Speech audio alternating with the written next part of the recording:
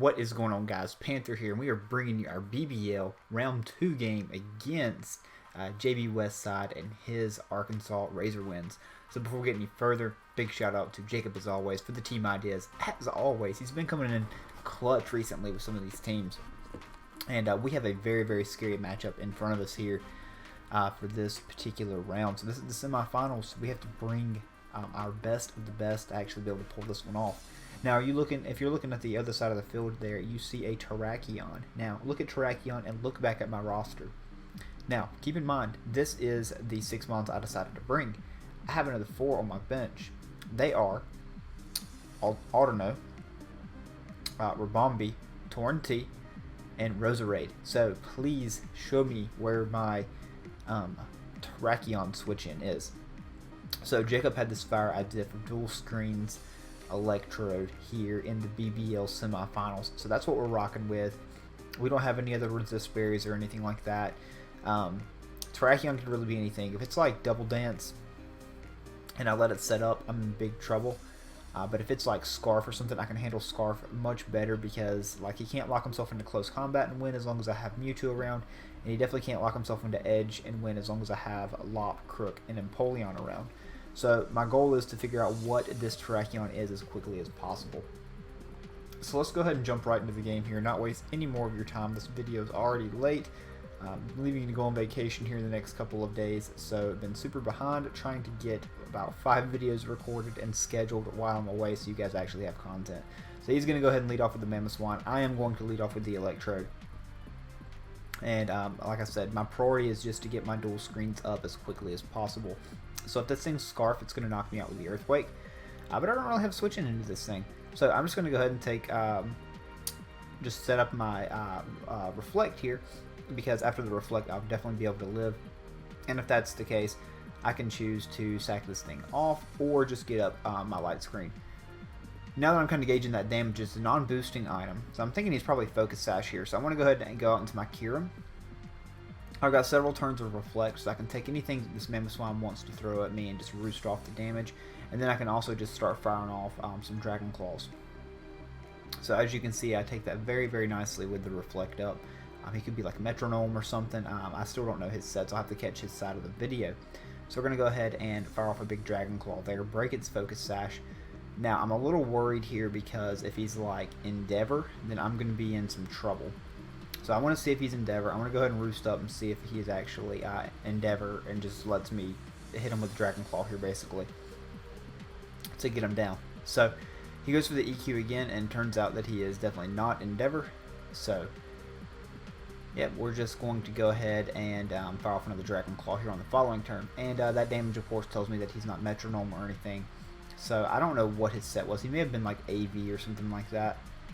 I don't know if I find that out right now. Maybe I find out later in the match. I played this battle a long time ago. So yeah, this kind of gets a little stally right here, but I'm trying to leave my Kyurem at the most amount of health as possible. Because Kyurem puts in a lot of work here, as long as I can keep it alive. So I'm going to go ahead and take this EQ after I roost off that damage. And now just fire off a Dragon Claw here on this turn. I think he preserves the Mamoswine here, and he goes out into Flower, which is the Florges. So there's the Florges. I think he's going to make a double into the Uxie here. If he's going to go into Uxie predicting the Z move, I do believe. But I do not pop it off here. Yeah. I predict him to scout for the Z move, and I just go for the Dragon Claw again. So there's our Reflect gone. But we've gotten rid of Mamoswine, which is a big threat against my team. So I think it was AV, though. Yeah, so here comes Palkia, and Palkia is a threat. So I'm going to go out into my Empoleon, see what this thing wants to go for. He's just going to go ahead and throw off a big Z move here. And that's a devastating Drake coming our way. So we made a good switch out into Empoleon here because it can definitely tank it. Now it cannot tank a hit into a T-Bolt. So I'm going to take this devastating Drake pretty easily. Well, not easily. It takes me out like 70 or 90. Yeah, so I don't like taking the hit, but I can take it. Now I predict him to go for the T-Bolt here. and my Electrode actually 100% of the time lives a T-Bolt from this thing. He should not be a attack boosting nature, just because of my Curum. So I'm gonna go ahead and go out into that. Now here I don't know why he makes the switch out. I guess he was going to go out into the Florges to potentially like defog my screens away. I'm not going to set up the Reflector. I'm actually going to Toxic this thing, because I value Toxic in this thing pretty good here, because I can Lop looks really good against this team too if I can get this thing on a timer and then get rid of Uxie as well. So he's going to take this opportunity just to knock out my Electrode. Down goes Electrode. I also went for Toxic in case he was defog. I didn't just want to set up my screens for nothing. I felt like that gave me more out of the turn. So in comes Mewtwo, and Mewtwo can just put a hit on something. And yeah, we're just going to click Psy Strike. I'm pretty sure I click Psy Strike here at least. I'm almost positive. Yeah, I just click Psy Strike here. It's no drawback. This does a lot of damage to anything that wants to come in. That's Uxie. That's a big Uxie right there, and it does not like Psy Strike from Life Orb Mewtwo. Mewtwo's been so broken to use this season. You just click moves with it. Yeah. So, I don't think I had the coverage for, I don't think I had the Shadow Ball, the Signal Beam, or anything like that. So I'm just going to go ahead and go out into Curum here before he wants to set up its rocks. So he's going to go for the knock. And now he knows that I am 100% the Z move. And I believe I just go ahead and either roost up here or just go ahead and pop it. So he's going to rock as I roost. I roost up. Yeah, I roost up here. Oh no, I don't roost up. I just raw Z move, and this is ICM too, so this is going to blow this thing away. So we both brought the Z move dragons here this week, and I believe that picks up the kill on the Uxie, or maybe it doesn't. No, it definitely kills Uxie. Yeah, so down goes Uxie. And now he can just freely go out into the Palkia, though, and click his Dragon move. So it turns out that he actually has the Spatial Rend, but surprise, I didn't know it could miss. It actually missed there. I was perfectly fine sacking off my Kyurem here too, but unfortunately he's going to miss, and we're going to be able to kill the Palkia. So that really set him back a lot. Now, if he would have killed my Kyurem, probably just would have went out into Lop on the following turn and just started attacking, fake out into high jump kick.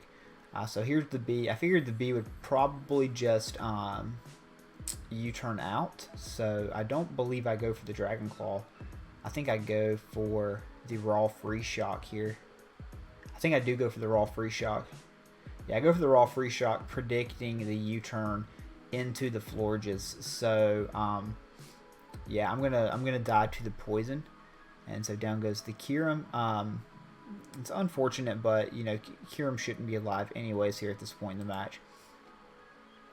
So now here's my Lot Bunny, and I can just go straight for I wanted to go for the Fake Out, I believe, but I think I just go for the return, predicting the Florges to come in. So I'm making some pretty big over predictions here that can potentially come back and bite me if I'm not careful, because he gets the poison here again, and it's going to cost me my Lot Bunny. But Lot Bunny is going to do enough to kill the Mega Beedrill, and that's a big threat out of the way. So yeah, Crocodile's scarfed, so like I said, he can't lock himself still into the Stone Edge or anything like that. So down goes my Lop. It's 3-on-2 now. And my overall, my best play is just to go out into my Mewtwo here, because there's no one move that this thing can lock itself. He can't. If he's Scarf, he can't kill me with Stone Edge. If he is, if he's like Pyapa Berry or something like that, he can't like set up. Crook can still come in and just EQ it away. So I'm just going to go ahead and Psy Strike here, and as you can see, that does a lot of damage. So here now the big thing is I can just freely click Psy Strike again, because he's not able to go back out into Terrakion and win the game still. He can't lock himself into Stone Edge and win the game, because I have a Crocodile and an Empoleon sitting there. And of course, I'm not in range of close combat Not even a crit close combat can take out my Mewtwo from this range, even after the Life Orb recoil. So down goes Florges, and barring like a Sash Rock Polish set, then he crits me on Stone Edge from Adamant after like my Life Orb, maybe. Um, so yeah, as you can see, he's Scarf. He does get the Stone Edge crit, but that does not matter because we've left ourselves out of range of it. We knock out the Terrakion, and we're able to pick up a big win over JB here in the semifinals 3-0. So good game to JB. He played a really good game. That Palkia miss really set him back a lot, I felt like, mid-game. So it would have changed the game tremendously. So definitely unfortunate for him there.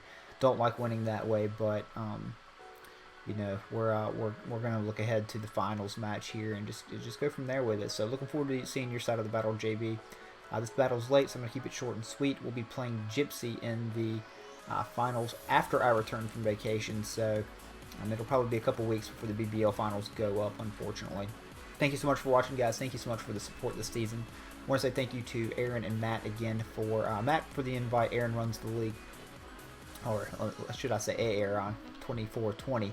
And big shout out to him for helping me learn how to gen as well. That's been tremendous, not having to mess around with like Kyurem or Lot Bunny's frustration / return.